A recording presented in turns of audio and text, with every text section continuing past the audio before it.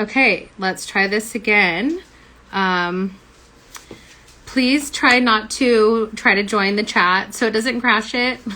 And hopefully we can connect with Dove soon.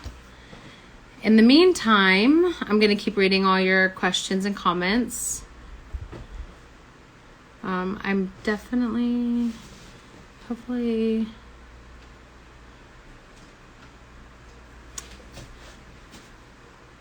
By the 400th time I do this, I might get it right. I'm just waiting for the requests to come in. From Dove, not, let's see. The cast is great. I mean, we're doing some press this week, as a lot of you have seen online. I wonder, am I allowed to? I feel like I'm just talking to myself because I kind of am, but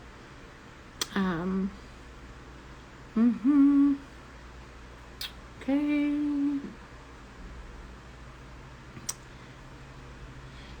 Okay, if Dove comments on the live. So it says, Dove, if you comment on the live, you'll be able to join.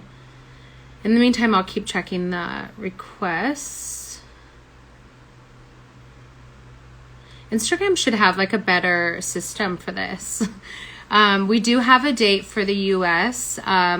Everything's pretty fluid right now, so I'm not going to say any more dates until things are more solid. And sorry for my eyes are like so red, but I've been on camera and stuff all day. Lots of fun Zooms, lots of fun interviews talking about our movie, and a lot of excited journalists. Was fun. Not quite the same as meeting you guys in person. Okay, there we go. I think we can, maybe. I think this is gonna work, guys. I think we got it. Yay! Okay. Hi! Sorry. Hi. Ages. No, I'm so bad at Instagram anything, so I'm just waiting for it to go wrong at all times and never know how to connect or save anything. I'm the same. I'm so bad with technology. I'm good. I'm alive. How are you? Same. It's kind of a weird question. Like, everyone's like, how are you during quarantine? It's like, well, you know, how am I supposed to be? The world's on fire. But I'm fine in my house. Yeah. I know. I was just texting somebody saying that I feel like the quarantine, how are you, is actually more like, are you good? Like, are you okay? Like, rather than being like, how are you? Yeah. And there's like levels of like, it depends who asks. Is like, you know what answer you want to give them depending on who the person is. So like, do you really want to know how I am, or is this like small talk? I know, exactly. But how are you? Oh my God, I did not realize you could put stickers on yourself. Sorry, I am good. I did it right before. I was like playing with it. I'm like, I wonder what I can do. I'm always so close to the camera too, so it's always awkward. I'm always like, hi guys. And then I always get comments like, don't be so close to the camera. And I'm like, what do you mean? You're like, let me look closely at your comment. Yes, exactly. So thanks for going live with me to talk about your song and being in our trailer. Yeah, thank you so much for going live with me. I'm so excited to speak to you for the first time. Basically, yes. Like, nice to meet you. Nice to meet you. I know, it's such a weird world where we all feel like we like know each other, but we don't. Yeah. Yeah, I got some questions. I'll try not to be too boring, so we'll just kind of like riff off you could never be boring. So first, can you describe We Belong in 3 facial expressions or words?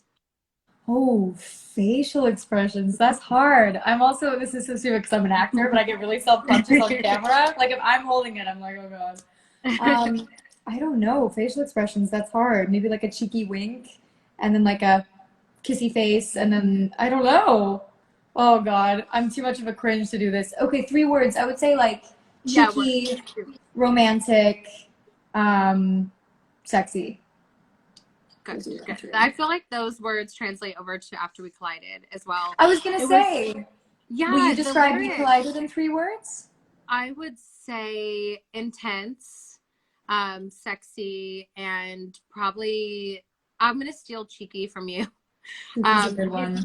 Yeah, I mean, even reading the lyrics, like typically when you get, just for the process, like to bore people for a second, is when you get a song and they're like, oh, this is gonna work for your movie or your soundtrack or this, and you're like, okay, probably not. And then I heard the lyrics and I was like, wait a second, it feels like she wrote it for the movie, which isn't necessarily the case, but it's so hand in hand with what we're talking about and the messiness of relationships. I think we're in this time where everyone is so hyper focused on everything everyone's doing, but relationships are messy and complicated, and the song and the movie both talk about the messy parts. If you want to talk for a sec about just like kind of peeling off the layers of the everybody's happy and everybody's in love, and really talking about the messiness of relationships.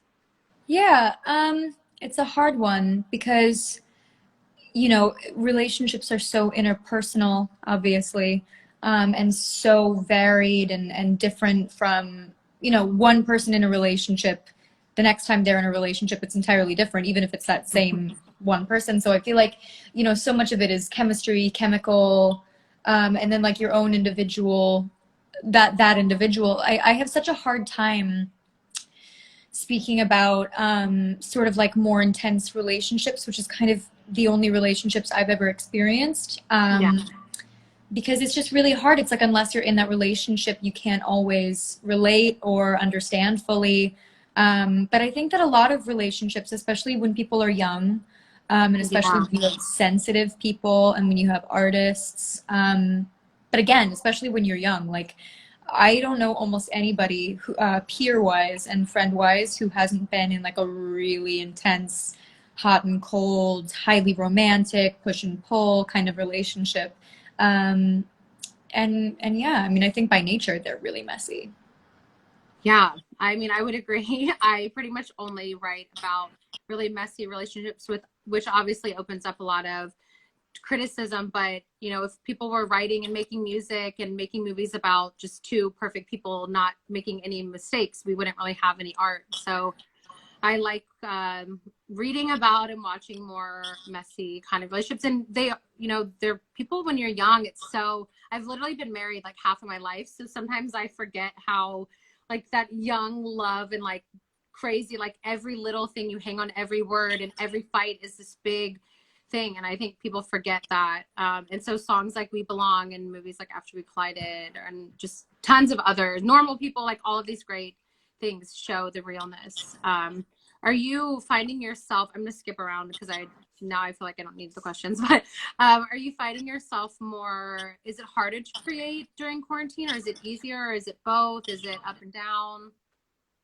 I mean, I don't know about you, because obviously you are also, I write songs and you write incredible books. I mean, so my only real creating that I can do from home is writing. I'm not skilled with like Pro Tools, or what's the new one, like Ableton or whatever. People are gonna be like, that's not what it is. But I'm not skilled with actually producing my own music at home yet. Yeah. And I kind of, I guess, I don't know about you, but I anticipated lockdown to be more, like, I thought it was going to be more, I was going to be like, wow, I'm really in my creative juices. Yeah. Like, Yeah. what else is there to do except be a creative genius? And then, like, you're a real person and you're like, I'm bored, I'm tired, I'm, you know, Anxious. I've so been going through anxious. the plethora of emotions. Sorry, I live above the busiest street in the world, and I'm always like, nobody can ever hear me because there's always loud cars. Yeah. So I feel like I'm definitely writing and being creative.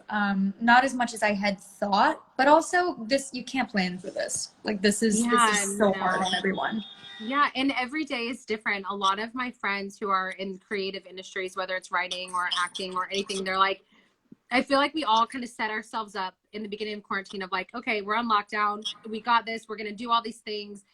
And it's like, there's so much happening in the world that it's just, it was kind of a naive gesture that we all, and a very ambitious thing of like, I thought, oh, I'm going to write. I've actually been able to spend time with my family a lot more than usual, because usually I have to go on book tours and all these things, which I love doing. But my son has special needs. And so any time with him is like very special and very sacred. And I travel so much and stuff. So it was really, I feel very selfish in the way that quarantine has been good for me in that way.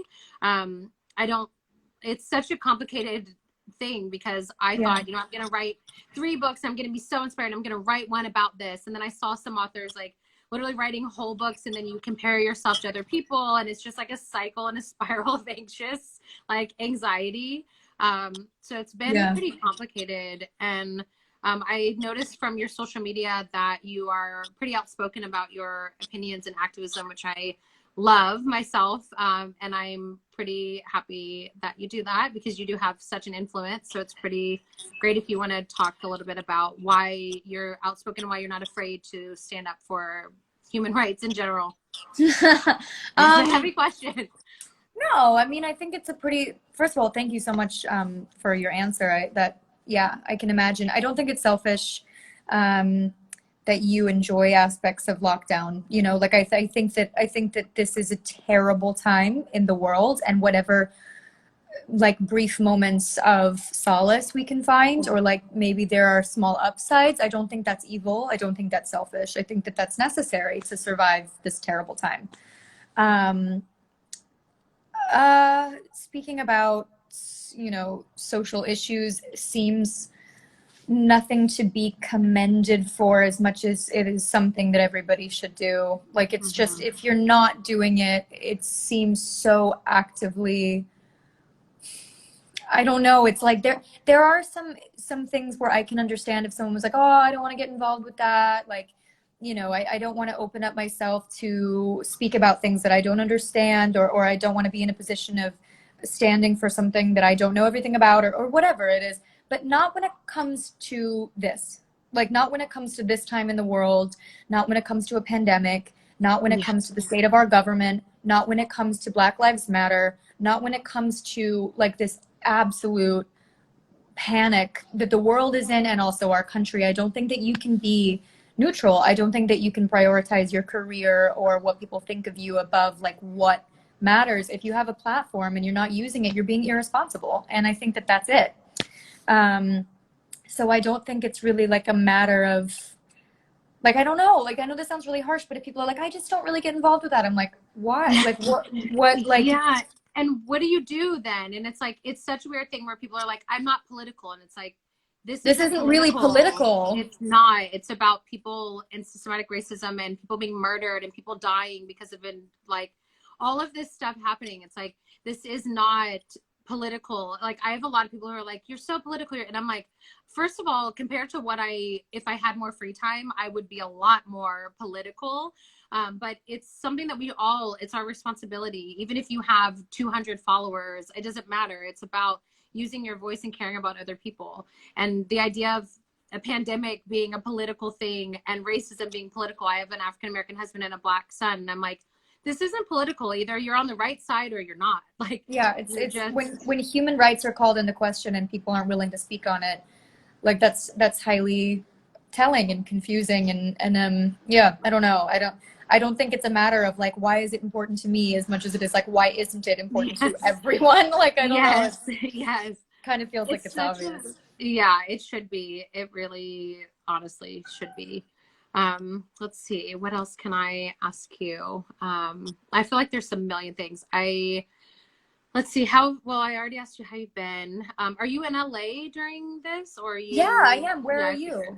In LA, yeah. You're in LA? Okay. What part? Well, I'm like asking you where you live. No, like Studio City area, but not, okay, I won't be more vague than that or more specific than that. But yeah, I mean, my neighborhood's pretty quiet, but there's been a lot of people like walking around and stuff, and I'm just still like in heavy lockdown. Like, we went camping as a family, like isolation camping, like we weren't by people. That's so fun. It was really fun. And my son hasn't left the house since March. So he was like a little confused, and he has autism. So he was like, what is happening? But it was really nice to be outside without people and not being worried, and not like, I haven't been able to, I've been in my office, like surrounded by books, not really, like, it's almost kind of suffocating. So the camping really was great. And now we have all this promo for the movie, and now everything's like starting back up. So I'm like, excited, but it's just such a strange time to like, it's hard to find the joy in these little things, but then we have to, otherwise we will go totally crazy. How old is your son? He's almost 9, which is crazy. That's so much fun to go camping at that age. That's so magical. Yes. Yeah, and he like, there was like a family of peacocks, and he was just like, what, in LA? No, outside of LA, in California still, but outside of LA. It's like this campground with all of these. You're basically like in the forest with a bunch of peacocks. It was really cool. I can send you the name privately. Yeah, you just really, really fun. Is there anything that you do besides writing, or do you like find yourself more into acting or writing lately, or both, or none? It's so funny. I feel like I'm doing nothing with my days, but then at the end of it, I will have like done so much, but it's not even like I could tell you what that is. I feel like I'm working so much, if that makes any sense. Like there are hardly anything's filming right now, which I think is smart. Like the things that are filming right now, I'm like, for what? Like, I don't understand. I'm like, well, I know that like the world needs more content, but like, for who? For what? Like we're fine. But besides writing, I'm obviously like reading a lot of scripts. I'm developing a bunch of stuff that like hopefully I'm going to be producing myself and starring in and things like that. So like it's like detail stuff. Like I think a lot of people don't know how much like daily kind of like office stuff goes into being an actor. Like I'm just making calls and doing paperwork and reading things and sending that and like doing tapes and videos, and it's quite like a job. So I'm able to kind of do that from home and you know kind of try to like work out or stretch and then like read and learn French and just like stuff. The one thing I have really enjoyed is the fact that because there is so little distraction, I feel like my brain has gone back into a sort of like a semi-sponge mode where like I haven't had that since I was really in school when I was younger. And so being able to like focus on learning or like really absorbing something and not being distracted by the daily life is quite nice. Like it's been kind of good, harder on mental health and also good for mental health. Yeah, I feel like me and a lot of my friends have been kind of going through like almost like a crisis mentally, but not in a bad way necessarily, but just like having so much time with yourself, especially when in any creative and entertainment industry, you're constantly bustled from person to person and place to place and hotel to hotel, and really like sitting alone with ourselves, at least for me and my friends, has been great but very challenging, and like realizing a lot of things about ourselves and our friendships and our families. And like it's been a lot of like interpersonal reflection and like or I could have just said self-reflection, but a lot of reflection and like dissecting things in my life and choices that we've made and writing. And it's just like I feel like at the end of this I would love to see what the kind of case study is on how overall it has affected this generation of people, and all the people that didn't get a graduation when their whole life they've been told like graduation's so important, and then in reality it's like I've been out of high school for I don't know 12 years, it really isn't that important, but it feels so important at the time, and something is taken away from you, and all the weddings and all of this stuff. So so many weddings canceled. I'm like I can't imagine a world where it doesn't leave a massive mark. I think that it's definitely like my best friend and I are constantly like sending each other voice notes back and forth being like, I'm having a breakdown, you know, I'm not okay, I'm on the floor, being like, do you feel that way? Because I feel crazy today. And I think like definitely like personally speaking, like my mental health is kind of always not my last priority, definitely one of my top priorities, but like it's not the priority, you know. It's like if I'm not in a great place but I have this responsibility, I gotta get that thing done, and like I'm gonna show up for it, you know. I definitely feel like my mental health is kind of at the mercy of my heavy schedule, and with this time I've been able to focus more, and then like but then with that lots of shit comes up, right? You're like, oh, there's the trauma, oh, there's the trigger, but I think it's been good. Like I know what you mean when you say like, what was it you said like you were like I feel like I'm breaking down, but like not in like a bad not way. in a bad way, like a crisis. It's like a mental health crisis, but not in a bad way. And it really, when you were saying like not necessarily putting your mental health as a priority, it's like I feel like until the last year, I've never really even thought. I think about everyone else's mental health and everyone else in the world, but the problem of being an empath, an extreme empath, is like I put myself last all the time. And it wasn't until quarantine that I realized like, wow, I gotta like really figure out like who I am and what I'm doing and what my purpose is and how I've affected people and how I can continue to affect people. So it's been like a heavy time, but in a good way. I think everyone hopefully can come out of it with something, whether it's your own mental health or your friends or music or movies. Like we've thankfully had already filmed the second movie, which you actually, I don't know if we're allowed to say, but I'll just say it anyway. You have another song in the movie. So it's not only the trailer, it's the infamous shower scene that everyone is really excited for. You have another song there, which I don't think I can say which one it is, but I'm sure people can maybe guess and figure it out. But so it was kind of a natural fit for your music to be involved in the trailer. And sorry, there's a guy in my yard, but it was the delivery. I was scared for a second. God, tend to like, that. what's happening? Yeah, I think our time is almost up. So if you want to say anything else or ask anything else, it was nice chat to like see your face and talk. I'm curious. Whose team are you on? Are you on team Trevor or team Harden?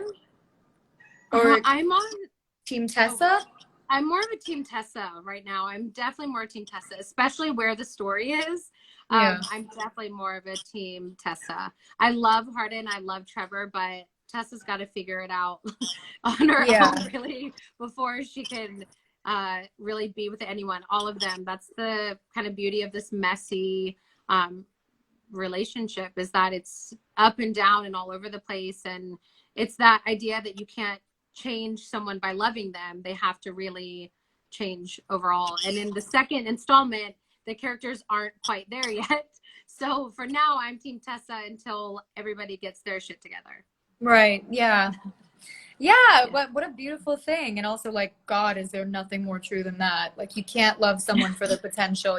They gotta meet you there. Yes. It never works. Like, we can write all the books and all the things we want and all the songs with happy endings, but in reality, people have to want to be better, or you can't love them through it. Like, I love that message, even though it's sad, it's not romantic, but it's just real life of people are messy. And, you know, you don't always have to love someone at their worst to love them. It's like, sometimes you will be brought down to your worst for them. And then after Tessa loses herself a lot in Harden, and she is aware of it, but she just can't stop it. Like, it's literally like she just cannot help herself, and he can't help himself. And it's just so much intensity without spoiling anything. So I'm glad. I think we've all been there relationship wise. Yes. I mean, even though I've been married a long time, we've had like, it feels like we've been with multiple versions of each other. Well, so you've been together for ages. We've evolved so much that it's like every few years we're like different versions of ourselves, and there's kinks you have to work out. It's not quite as messy as what I'm writing necessarily, but it's you know, we belong together, as corny as I'll be. Thank you so much for talking to me. Yeah, thank you so much. And for your support. And we cannot wait to see, I know the fans are going to die over the shower scene with your song in it and the trailer with your music. So thank you again. Thanks for being cool. And, thanks so much for speaking to me. You're so cool. Yeah, thank you. I'll talk to you soon. Have a great rest of your day. Okay, bye guys. Bye. Nice to meet you. Bye. I don't even know how to turn it off. Oh wait, yeah, there it is.